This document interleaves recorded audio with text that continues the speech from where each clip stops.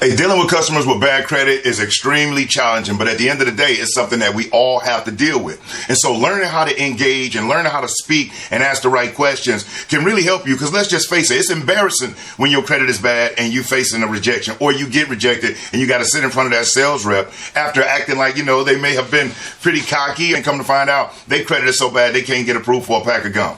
Now, in this video, we're going to talk about how to deal with that, how to avoid making the person feel bad and making them want to look for the exit to run out of your store as quickly as we possibly can. So we're going to dive into it in this video. Let's go. Day 4, we not average Joes, we sales pros.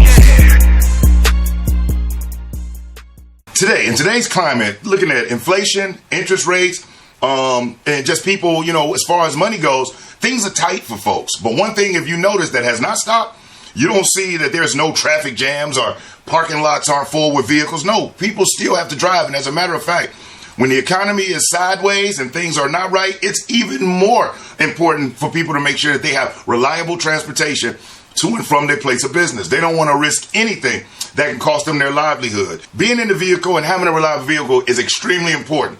So let's talk about how we deal with those that are credit challenged. Now, nothing is sadder than when we find out that there's an issue with a person's credit after the credit has been ran.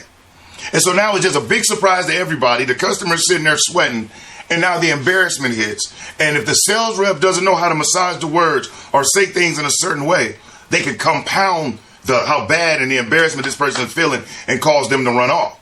And so first thing being first, you should identify as best as you possibly can, as early as you can in the conversation, if you may run into some issues. Now, how do we go about doing that? Now, once upon a time back in the day, people would say, well, on a scale of 1 to 10, how would you rate your credit? With 1 being the worst and 10 being the highest, and blah, blah, blah. As if a person going to say, well, you know what? I'm a 1 or a 2. My credit's horrible, and I never make payments on time, and, I really don't even think about it. Nobody does that, okay? Nobody does that, and it forces them, if they know that they're credit challenged, for that defensive wall. It's already there, but it's really going to go up, because here's the kicker. People with bad credit know they have bad credit before they even enter the dealership. Now, just because somebody has bad credit does not mean that they can't get approved. Why? Because their pay history relevant to the product being a vehicle, and it seems based on their history, they always make their automotive payments. They're a lot more likely to be a good bet than somebody who may have a better score, who don't have as many missing mortgage payments, but has been late on their vehicle 2-3 times a year, has never paid a vehicle off with Chrysler Financial. The likelihood of the person that's facing foreclosure and late credit card payments, but always on time with their vehicle payments, the likelihood of them getting approved faster or easier than somebody who has a higher score, is on time with their mortgage payments and credit card payments, but have been late multiple times on their vehicle payment, the other person would get approved faster and easier than they would. So just because somebody's credit challenge does not eliminate them. And there are certain lenders that dealerships do have to be able to deal with the credit challenge folks. But when we're going through, we identify that when we're qualifying this person. And you may say, well, Brian, how do you go about doing that without being offensive? Well, you're going through, okay, and you're qualifying. And what qualifying is, it's a conversation. But it's a question-directed conversation. See, as the sales rep, if you're just making statements and doing all the talking, you're losing. Because there's a small window of time that we have with these people. And this is the second largest purchase next to buying a home most people will make. And so they're going to think about it, meaning they're going to consider it while they're sitting there. They're going to analyze it somewhat. They're going to make sure that they have a budget range of something that they want to try to stay within on this. And seeing as we don't know this person, unless they're a referral or a family member, we don't know them. And so in order for us to be able to get a better understanding or overstanding of where they're coming from, it requires us to ask questions. And we want to ask layered questions that lead to another question. It might be, hey, are you looking for something that's new or pre-owned? Is it for business or personal use? And just going off layered questions like that, where it doesn't matter if they say new or pre-owned. Pre-owned, okay. Is it for business or personal use? Personal use, okay. So your daily driver to and from your place of business? Yeah, okay. What type of work you do? They say, oh, no, it's not. Oh, it isn't? Oh, okay, well, what type of work do you do? It doesn't matter. A layered questions allows you to, regardless of what the response is, roll into another question. And remember something, he or she that asks questions is in control. And you can't close what you can't control. All right. And real quick, while I'm talking about the purpose of the layer-based questions, the thing I'm asking is that when you watch these videos, if you would, if you gain value from them, hit that like button for me, because when you hit that like button, it helps it go out and it spreads. And it helps that other man or woman out there that's looking for ways for them to be better at their store, for them to be able to make more money and not have to run back to that JOB, that job that stands for just over broke. You help this information get out. So would you hit that like button for me? I really do appreciate it. And make sure that you check out the Selling for Success sales training portal. It has sales training courses, audios, videos, manuals, everything you need to catapult your sales results to a whole new level. So remember, check out sellingforsuccess.org, the sales training portal. I'm Brian Maxwell saying again, thank you. And I look forward to seeing you at the top. So we get back to it, but with the layered question, it's extremely important. So as we going through, we want to get an idea. Now, one of the ways that we can get an idea of what this person's credit may be like is a simple question, which is, hey, so on your current vehicle, who do you make your payments to? Now, finding out who they make their payments to is relevant. Why? Because the payoff. We got to do their payoff if they decide to buy the vehicle and there's a balance left. So having that information does help us down the road. But it also can be an indicator of what is or what once was. Here's what I mean. That current vehicle they're driving, they're making their payments. And you may say, well, who do you make your payments to? It may say JP Morgan and Chase.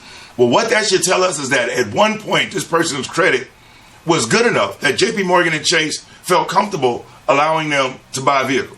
Okay. But what if they say make their payments to Fried Chicken Finance? Well, what that tells us is that at one point, their credit may have been a little challenged where none of the more reputable or well-known lenders would touch it, but Fried Chicken Finance did. Now, both of these people, since they were approved through those lenders, the Fried Chicken Finance person may have made every payment on time and even early and paid a vehicle off since then. The person with JP Morgan and Chase might have been late every single month, was close to getting a repo, or might have even had a repo. Who knows? But it's just an indicator of what once was. Now, as we're going through with them, you want to ask questions to kind of get an understanding of where they feel it may be. And like I stated, at one point in time, people do the 1 to 10. But another way that you can ask that question is, hey, listen, let me ask you, because you know your history better than anybody else. Do you feel that there's anything in your previous history that could have an impact on us getting you approved? Is there anything in your previous payment history that could create an issue for us getting you approved for this vehicle? And why not ask? Because then they say, well, I had this. Okay, now you know. So when you get in with the manager, say, hey, man, listen, they told me they had this, they had that going on. Just wanted you to know. Because there are certain lenders that specialize in certain things. Person's credit is great, then everybody's licking their chop. But if they have certain issues, there are certain lenders who specialize in that non-prime customer, and they may be able to help this person out. Non-prime is just a person that's somewhat credit challenged, okay, or have bad credit, so to speak. So that's extremely important, and you want to ask that and identify that, as opposed to waiting, getting it ran, and the manager runs it through, and nobody says they want to deal with it, just for you to say, oh man, well they did tell me about this. And the manager's like, dude, why didn't you say something? If you'd have told me that from the beginning, we could have structured this thing and went in a whole nother direction. And so never be afraid to communicate or ask questions in a way that doesn't allow them to feel embarrassed. Because if they feel embarrassed, they're going to run. Okay? You don't want them to feel embarrassed, but say, hey, listen, let me ask you. You know your previous history better than anybody. Do you feel that there's anything in your previous history that may cause an issue on us getting you approved? If they say no and something comes up later, well, guess what?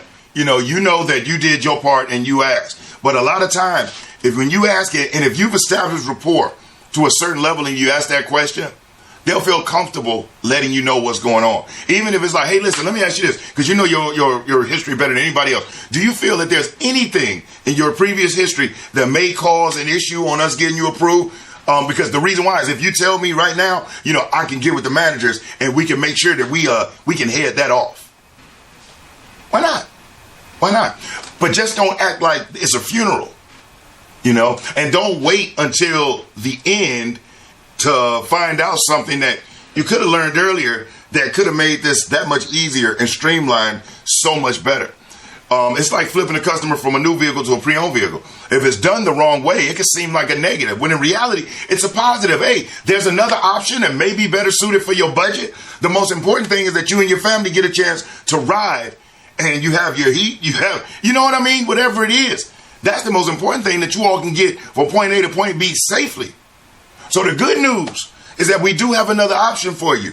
If it's not new and they got to go to pre-owned. Hey, the good news. Same thing when it comes to people that may be credit challenged. Hey, listen, you know what, ma'am or sir? The good news is that you can't hit a home run without taking a swing at the ball. So let's see. We got lenders that specialize in situations just like yours. So I can't make any guarantees, but dang it, we're going to throw it against the wall and we're going to see what sticks. Why not? You're going to work for these people. You're going to bat for these people. That's what they want to hear. But prepare yourself to engage with people on a level that doesn't make them feel disappointed or embarrassed if they are credit challenged. It doesn't make them want to run out through the door. And making sure you're setting yourself up so you're not being blindsided at the end that there is an issue when, you could have easily found that out and you and the management could have headed that off in the past. So I just wanted to jump in and talk about converting those credit challenged customers. It's all good, but identify early, making sure you asking, who do they make their current payments to? Finding out as much as you can about their situation. Hey, listen, you know your history better than anybody else. Do you feel that there's anything in your previous history that could cause an issue on us getting you approved? Ask them. And if there is, they'll tell you. But remember something, closed mouths don't get fed. All right? Closed mouths don't get fed. So I appreciate you watching this video. And again, if you didn't hit the like button, hit that like button. If you aren't subscribed, subscribe. And I would love to see you on the calls, in the training. That would be awesome. But I'm Brian Maxwell, and I look forward to seeing you at the dealership and at the top. Peace.